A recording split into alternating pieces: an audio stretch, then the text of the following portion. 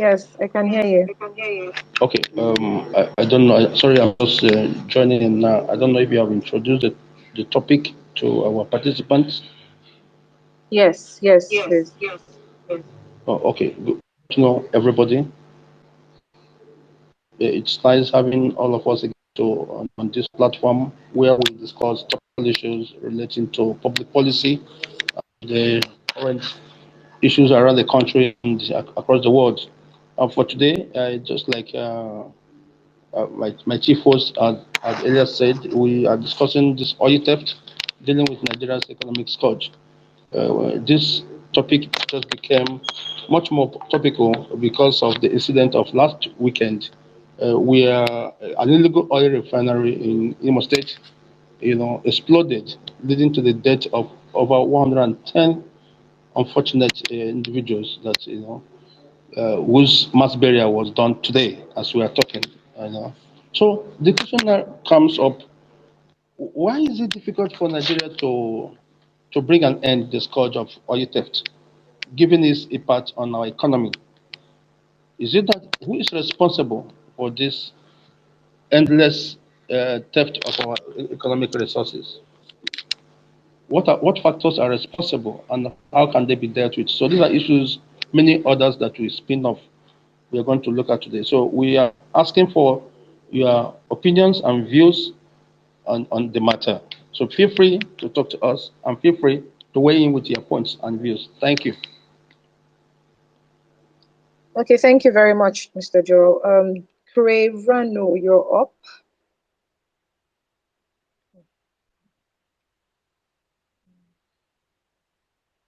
Hello, Cray.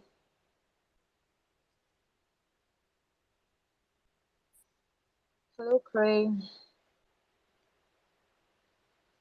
Okay. Okay, let's hear from Citizen AY. Please kindly unmute so we can hear you.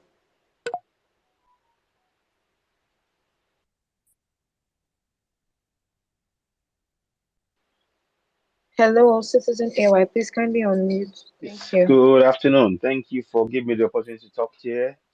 My name is Citizen AY, the platform where we speak truth to power. I'm particularly keen to talk on this, have on this topic right here. It's a big interest of mine. Good afternoon to you all. Good afternoon to all the listeners who are in the house here. Um, I think we are looking at this issue from a very, very different, from a really misconstrued and often, uh, you know, a wrong point of view. Let's put it that way. If you look at the question, it says oil theft dealing with Nigeria's economic scourge.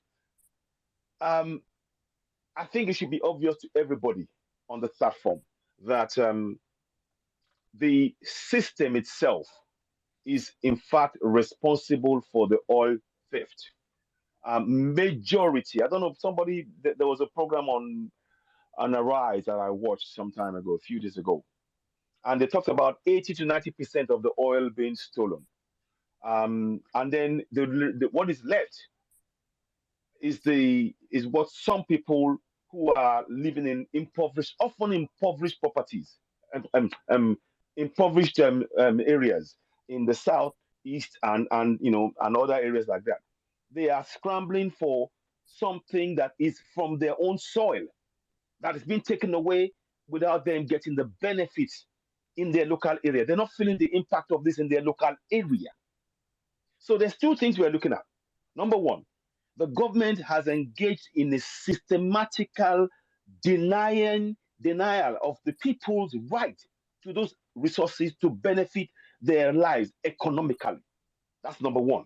Number two, they are engaged in taking the resources out of the country, and the money that they make from that does not come back into the coffers of the government. It goes back into their pockets. So when we're talking about dealing with the economic scourge, we actually have to the key players in this theft are often within government, 80 to 90%. And unless we are honest with ourselves and deal with that fact and say this openly. We are joking. We are kidding ourselves. And of course, the other side of it is that the constitution, that fraudulent constitution, enables the government to deny the local people access to their resources by way of the 68 exclusive items that says that if you find resources in your area, it belongs to the federal government, meaning that local governments, state governments cannot use those resources to create job enabling opportunities, i.e., industries, mining industries, petroleum industries, refining industries, all of this. We are resource endowed as a nation. And I speak passionately about this. The point has come. Time has come for us. I personally I don't have any belief in contract Nigeria because it will never work. Because the system that is there now, for starters, we the people do not have a say in being able to hold our governors to accountable by way of that fraudulent constitution. Our voices have been silenced. So when we are going to deal with this oil theft, it goes beyond just saying, looking at a few people who are often in impoverished areas where the oil has contaminated their soil. They have nowhere else to go.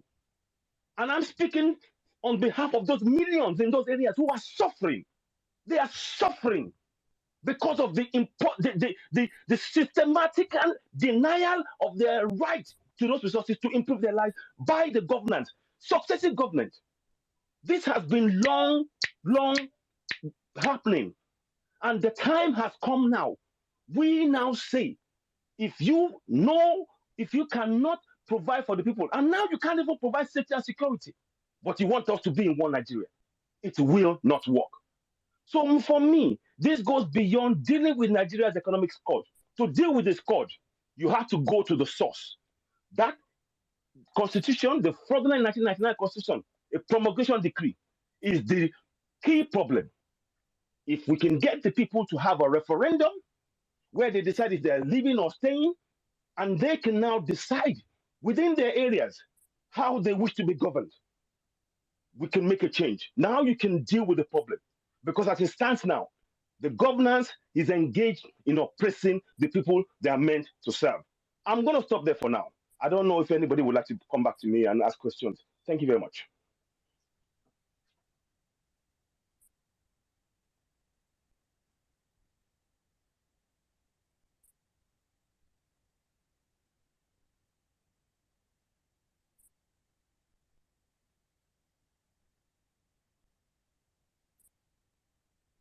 Okay, thank you very much, Citizen AY.